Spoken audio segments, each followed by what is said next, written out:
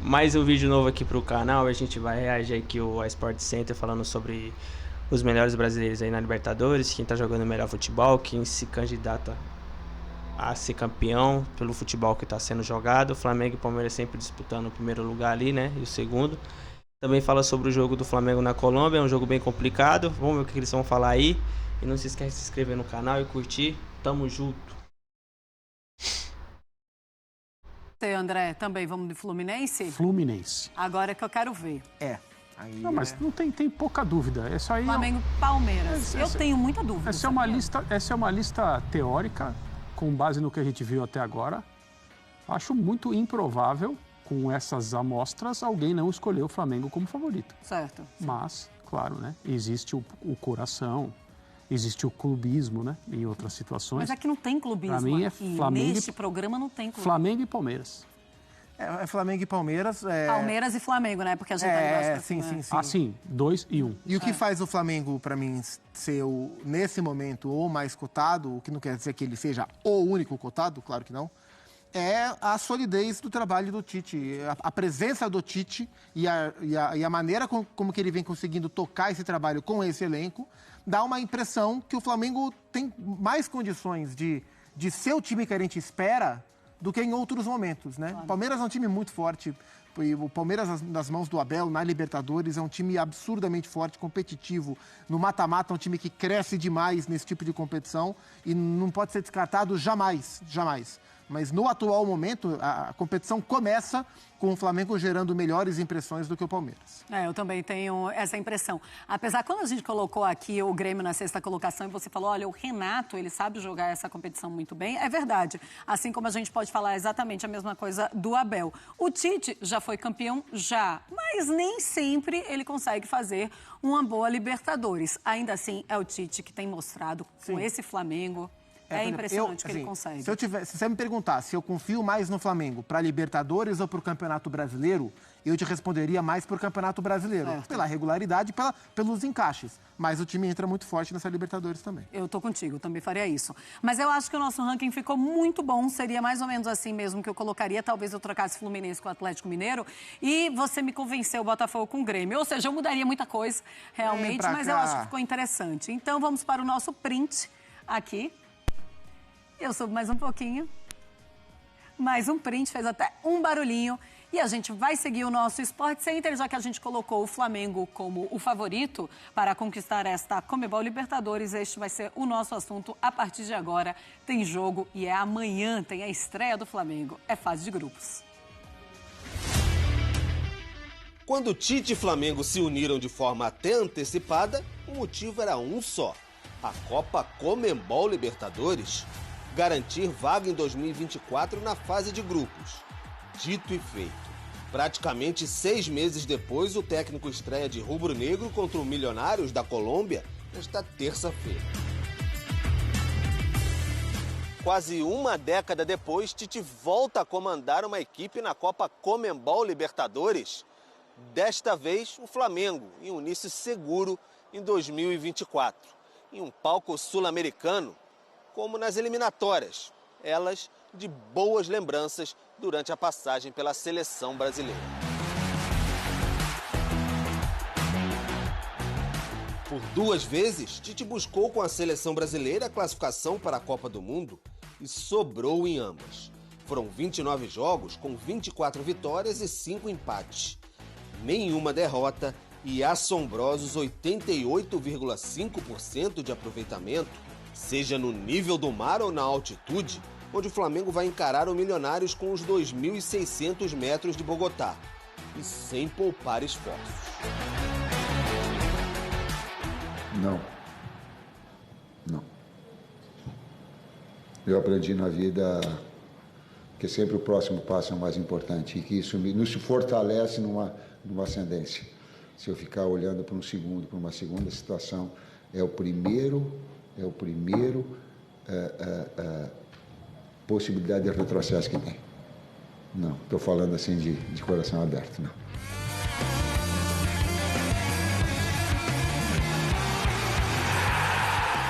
A última dança de Tite na Libertadores foi em 2016, ainda pelo Corinthians. Uma eliminação com 2 empates nas oitavas de final diante do Nacional do Paraguai.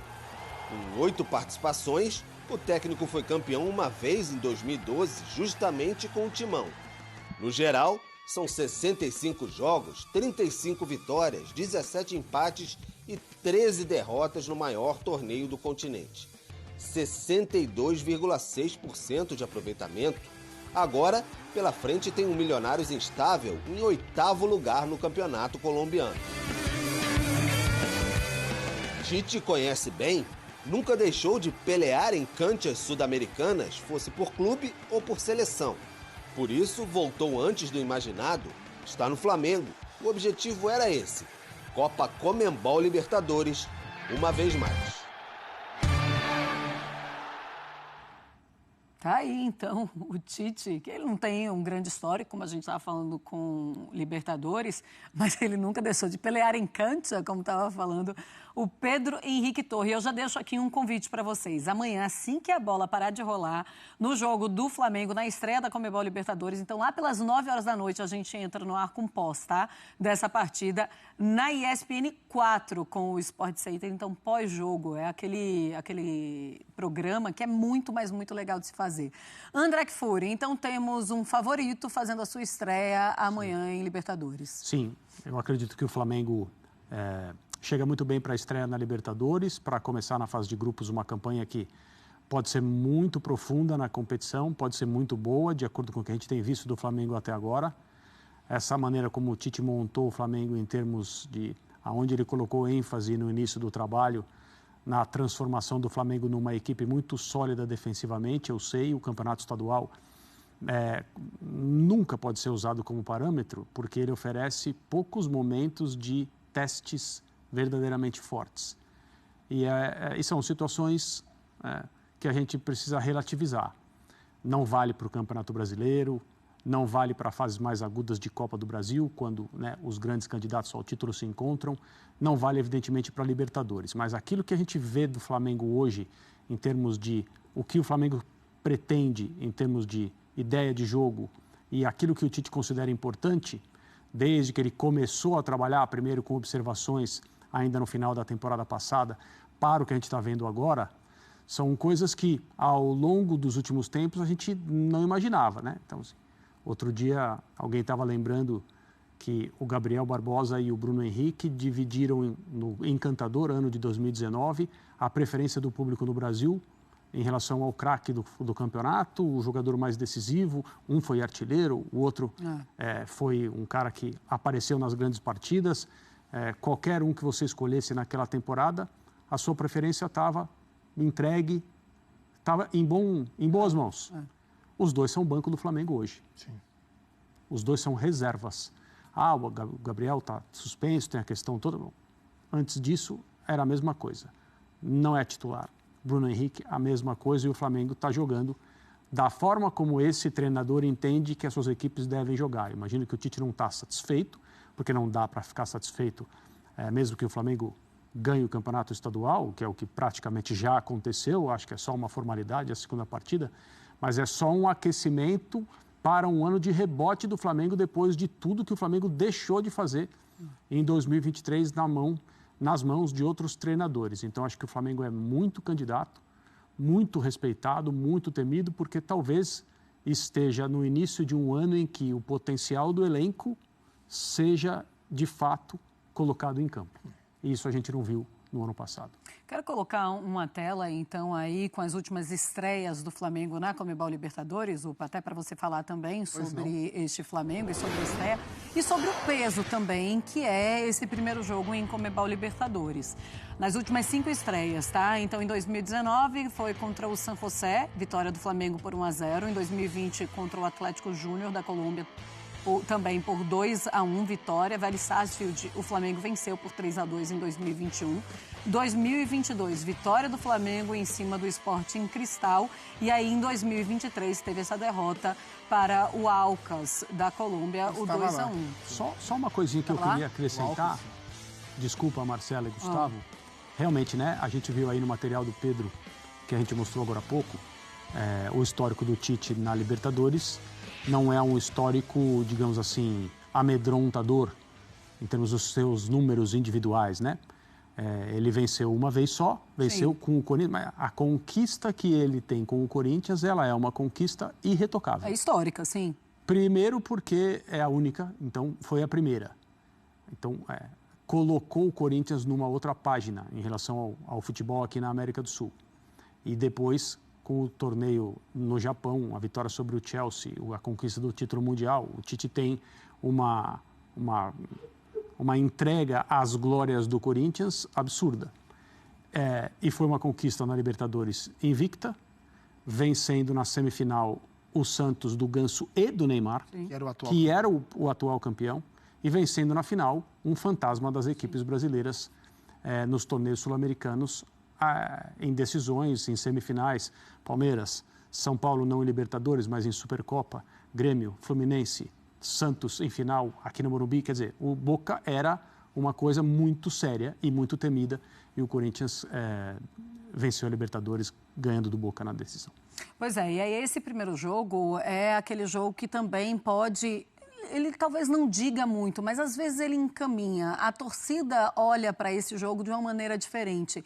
Você acha que é assim que o Tite enxerga também essa primeira partida? O Tite, ele conhecendo bem, assim, ele usa muito os exemplos da carreira dele para se pautar no que vai acontecer.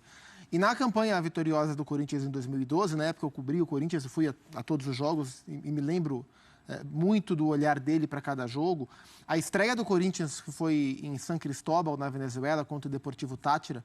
O Corinthians perdia por 1-0 até o último minuto do jogo, e se fosse uma derrota, seria uma derrota que, olhando para o que foi a campanha, não teria diferença. Sim. Mas o Corinthians empatou com um gol do Ralf de cabeça no último lance. Foi 1-1, impediu que estreasse com derrota.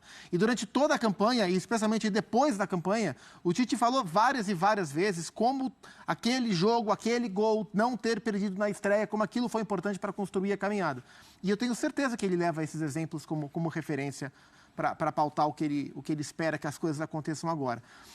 O Flamengo é favorito para ganhar um jogo lá em Bogotá. O Milionários não é um grande time, faz um campeonato colombiano bem intermediário. É comandado de novo pelo Alberto Gamero, técnico que está há muito tempo lá, mas não é um grande time. O Flamengo tem uma vantagem para esse jogo na comparação com rivais brasileiros, com o Grêmio e com o Palmeiras e com o Atlético, que é o fato de o campeonato estadual estar resolvido. Isso é uma vantagem. Eu estive ano passado na estreia do Flamengo lá em Quito contra o Alcas, era o Vitor Pereira o técnico, e o Flamengo vinha de vitória de 2-0 sobre o Fluminense na final do Carioca, mas assim, o próprio Vitor Pereira sabia que não estava resolvido, que ele colocou o time reserva para o Flamengo estrear contra o Alcas. Foi uma péssima partida do Flamengo. O Flamengo perdeu, e aí o time titular jogou no Maracanã e tomou o 4 do Fluminense, e o Vitor Pereira foi demitido.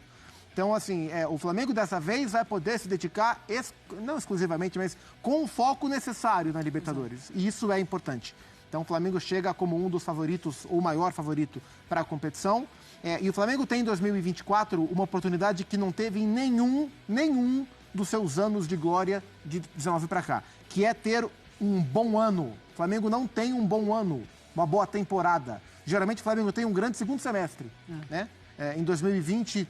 teve um primeiro semestre bom com o Mister, aí parou, foi campeão brasileiro no fim, mas foi campeão brasileiro jogando mal. Né? 2020 ainda foi campeão na reta final. Agora, e olha, foi por conta de... Pois é. Quantos centímetros ali naquele gol do início? O Rogério, pouco depois, também acabou deixando, né? Então, assim, o Flamengo tem a condição em 2024, pela maneira que as coisas andam, de ter, enfim, uma temporada boa. E a estreia na Libertadores é um bom indicativo para isso. Pois é, e tem isso também, né, André? Como o Flamengo não ter mais tanta preocupação assim com a final do Campeonato Carioca, já tendo feito o resultado, sabendo o que é que o Nova Iguaçu também pode oferecer de perigo nessa segunda partida. Agora, o quão é importante o Flamengo dar show nesse primeiro jogo? Porque é claro que está todo mundo olhando para esse favorito Flamengo, né? Assim, as pessoas que estão esperando isso com base no que é tradicionalmente o futebol do Flamengo, aí voltando a 2019, também, falando sobre como Jesus conseguiu naquela temporada um futebol mágico, etc., vão continuar esperando. O Flamengo, talvez, mais à frente no ano, quando as peças estiverem muito bem encaixadas e os jogadores em perfeita coesão com o tipo de jogo que o Tite propõe, Talvez aconteçam exibições desde o início, que o torcedor olhe e fale depois, ó, eu estava no Maracanã naquele dia, ou estava assistindo pela televisão, nos lembrou tal time, aquela coisa que normalmente o saudosismo nos gera, né, quando a gente sente as coisas de um time de futebol. Mas o Tite, ele é esse técnico. O Tite, ele é um treinador, assim, as palavras normalmente usadas para classificar técnicos como ele são insuficientes, porque o futebol é muito mais do que isso, mas se usa, né? Conservador, pragmático. Durante uma época da carreira dele mais distante, mais longínqua, ele era chamado de retranqueiro. A torcida do Grêmio o chamou de filósofo quando não queria mais que ele trabalhasse lá, pela sua forma de falar. Isso acaba sendo confundido com o futebol que ele propõe nas suas equipes. O Corinthians é uma virada na carreira dele, depois vem seleção. Ele tem o último time campeão com ele no Corinthians, é um time que jogava muito futebol, muito. Mas eu não creio que aquele time contentaria uma comparação de uma parte da torcida do Flamengo que espera o espetáculo desde o início sempre, né? E eu nem estou falando que isso é errado, só estou dizendo que não vai funcionar. Essas pessoas continuarão esperando, continuarão frustradas, mas eu acredito que elas vão ver muitas vitórias. E se elas virem muitas vitórias, a chance de verem títulos, que é o que se deseja, é grande também. Fãs de esportes, olha, daqui a pouquinho a gente vai falar e vai mostrar o Rodolfo Landim pela primeira vez falando que sim, pode perder o Gabigol de graça no final do ano, ou seja, pode ser que não haja uma renovação de contrato. Mas a gente vai agora com os nossos companheiros da ESPN da Colômbia saber um pouquinho de informações do Millonários.